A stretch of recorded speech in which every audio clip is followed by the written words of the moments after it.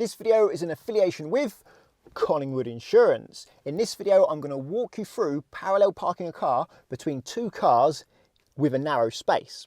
So this is the space I want. I'm going to reverse into this space. Step one is to line up with the vehicle after the space you want. You want to be around about half a door's width to a door's width from the car and try to be in line with them. So at the moment I'm further back than them, which means I'm going to be missing out a big proportion of my space. I want the back of the car to be at the beginning of my space, which is more like this. Now you see I'm in line with the van more. It doesn't have to be perfect, rough is okay, but you certainly don't want to be further forward because otherwise as I steer I'm going to hit the van, which is not good. So I'll go back again to where I was before.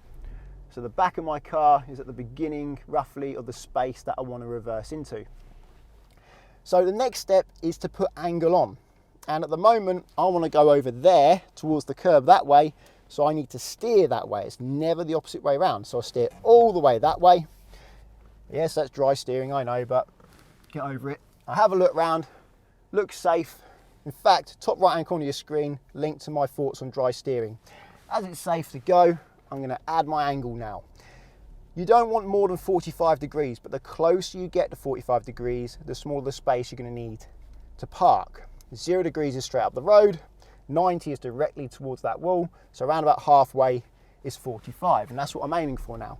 And I think I'm getting close to 45 now, but another good way to tell if you're about 45 degrees and that you have enough angle, if you look at the face, the cute little Fiat 500 here, when you can see half of its face in the mirror, at the moment I can only see about a quarter, then you know you've got enough angle. So let's have another look round, add a bit more angle, and I can just now start to see the badge, the Fiat badge, and I can see about half of the face of that car, which means I can move on to the next step, which is go into the space. Get into the space. So to do that, straighten the wheel, make sure the wheels are straight. If you're not sure, you can always move a little bit to make sure it's going in a straight line. Yep, that's going in a straight line, so I know they're straight. And we move on to this step of going into the space. I need to judge when I'm near the curb. So just look round again to make sure it's safe to go back. And I can use this mirror now to judge when I'm near the curb. At the moment, the curb is halfway up the back of the car. When the curb looks like it's almost underneath the car, then you know you're close to it. And that's why I've lowered this mirror here to help me see, help me demonstrate to you as well. It's almost like where the door handle is on this car. That's how I know when I'm close. I'll get a bit closer, something like that. And another good way to judge that you're close is your A pillar will be in line. I'm going to turn those reverse sensors off.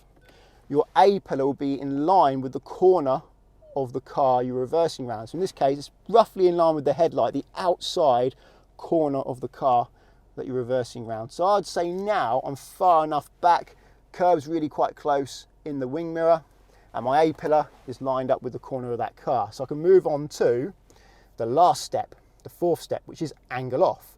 I'm angled towards the curb at the moment, so to take that angle off, I'm going to have to steer away from the curb. Always the way you want to go, never the opposite way around. So I've steered all the way the other way, and now I'm going to look around, make sure it's safe again, looks safe, and I can come back until I'm straight. But on this occasion, I'm not going to be able to get straight because this space isn't big enough really to do it in one. I'm getting quite close to this Fiat 500. A good way to judge when you're close to that Fiat is to look around and you can see its front bonnet. When you can't see much of its front bonnet, for example now, there really isn't much left, so I'm not going to risk getting any closer to that. I might be able to get a little bit closer, but I'm not going to risk it. And you can see in the wing mirror it looks really close as well.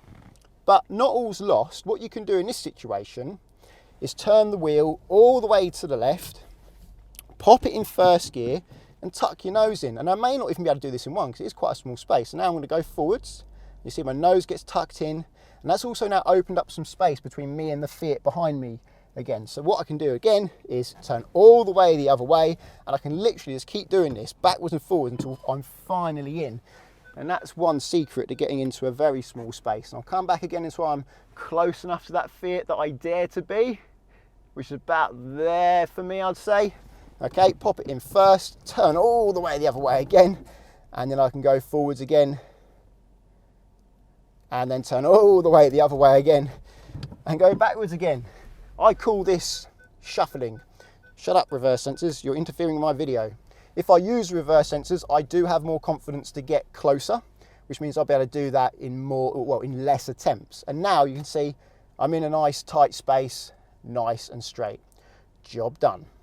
You may have noticed that when I was reversing up to that Fiat 500, from the head cam it looked like I was incredibly close. You could barely see any of its bonnet, but from the outside cam you could see there was actually space left. And that's probably because the Fiat 500 has a particularly short bonnet, but it's also just because it's very hard to judge how far things are away from you from inside the car, particularly how far things are from behind you. So if you're not sure, don't risk it. Don't get any closer. When you're reversing into a parking space, it's important to know what's around you, all the way around.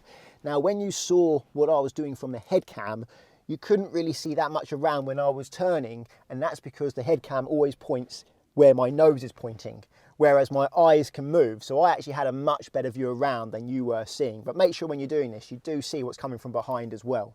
Well, I hope this video helps. If you think it does, please give it a thumbs up and subscribe to get my future videos. Also, check out Collingwood and Confused in the description.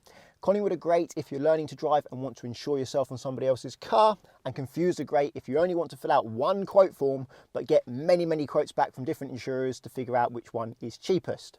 Until the next one, cheerio.